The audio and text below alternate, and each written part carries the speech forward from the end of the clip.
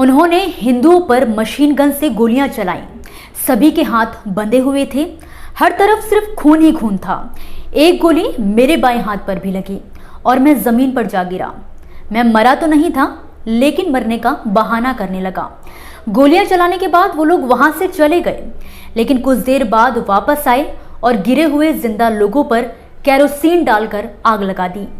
ये आप बीती है श्रीनिवास चक्रवर्ती की, जो पाकिस्तानी सेना द्वारा 94 हिंदुओं के नरसंहार की घटना से बच निकले थे।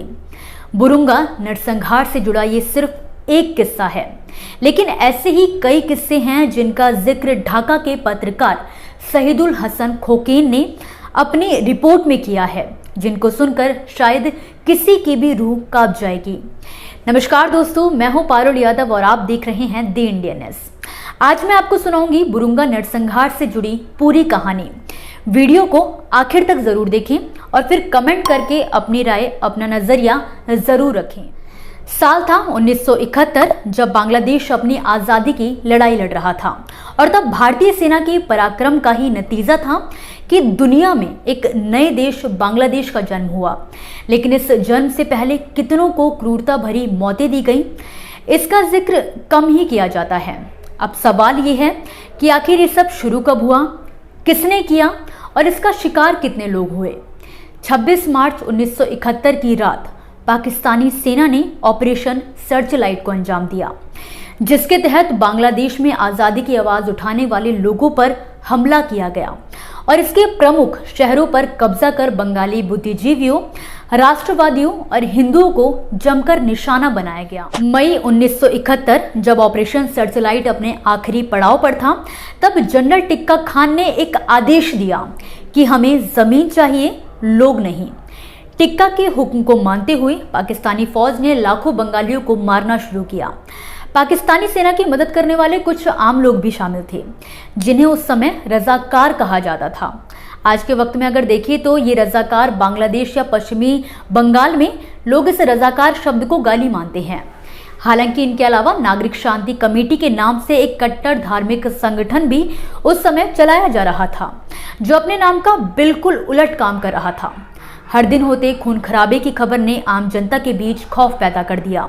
ये खौफ 25 मई 1971 को बांग्लादेश के सिलहट डिवीजन के गांव बुरुंगा तक जा पहुंचा और गांव के लोगों ने गुट बनाकर गांव में एक यूनियन के अध्यक्ष इंजाद अली से मिलने का फैसला किया। गांव वालों से मिलने के बाद इंजाद अली सैफुद्दीन मास्टर से मिला, जो शांति कमेटी का लीडर था।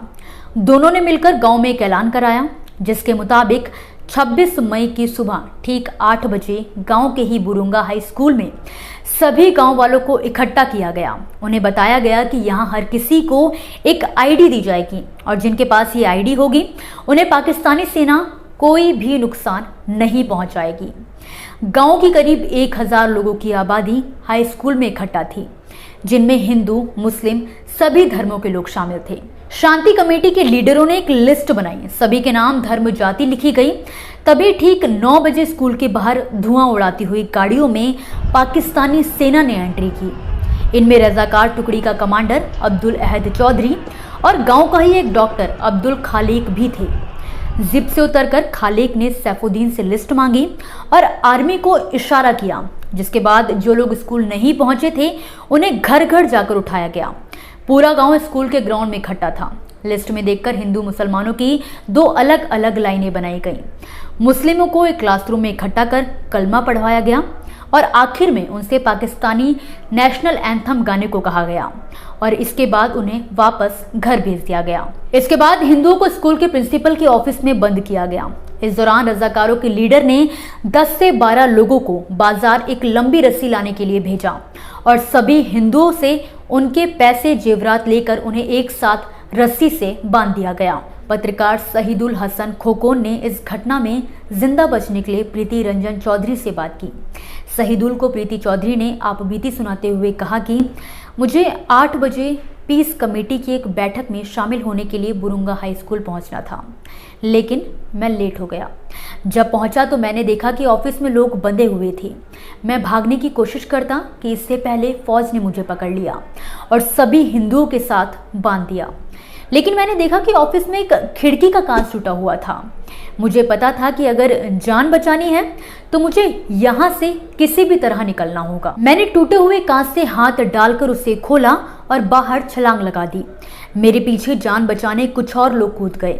जो भाग निकले वो बच गए और जो नहीं भाग सके उन्हें ग्राउंड में पकड़कर गोलियों से भून दिया गया। इस नरसंहार में जिंदा बचे प्रीति रंजन कहते हैं कि कुछ देर बाद रोती बिलखती आवाजें सुनी जाने लगी।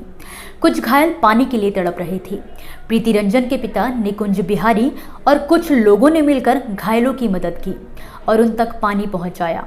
हालांकि इस घटना में निकुंज बिहारी खुद भी घायल हो गए थे। बावजूद इसके उन्होंने मरते मरते भी घायलों की मदद की। मगर अफसोस, प्रीति रंजन ने इस नरसंहार में अपने पिता और भाई नीता रंजन चक्रवर्ती को खो दिया। पाकिस्तानी सेना के इस नरसंहार में कुल 94 हिंदुओं को मारा गया, जबकि सरकारी आंकड़ों के अनुसार ये संख्या सिर्फ 78 है। बुरुंगा स्कूल नरसंहार के बाद गांव पहुंची पाकिस्तानी सेना और रजाकारों ने गांव में लूटपाट शुरू की। लड़कियों और महिलाओं के साथ बलात्कार कर उन्हें मार दिया गया। हिंदुओं के घरों को चुन चुन कर आग लगाई गई। इसी बीच पाकिस्तानी सेना और रजाकारों ने सिलहट कोर्ट के बीमार वकील राम रंजन भट्टाचार्य को अपनी जान बचाने के लिए भागने को कहा। मगर जैसे ही बीमार राम रंजन अपनी कुर्सी से उठे तो उन्हें गोली मार दी गई।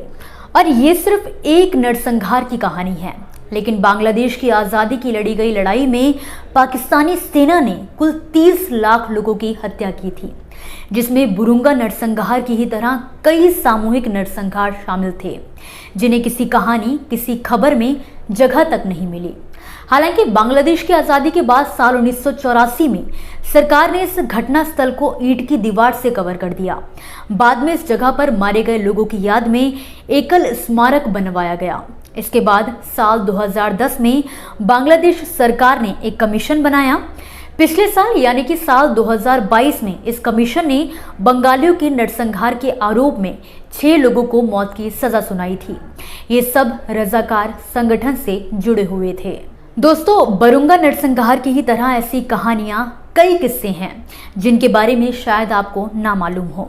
लेकिन अगर आप ऐसी ही कहानियां सुनना चाहते हैं और जानना चाहते हैं भारत का इतिहास और भारतीय कल्चर, तो चैनल को सब्सक्राइब करें और कमेंट बॉक्स में अपनी राय, अपना ओपिनियन ज़रूर लिखें। वीडियो पसंद आई हो तो लाइक करें और शेयर करके इस कहानी को अपने दोस्तों तक ज़रूर पहुँचाएँ। फिलहाल के लिए मुझे दीजिए इजाज़त। नमस्कार।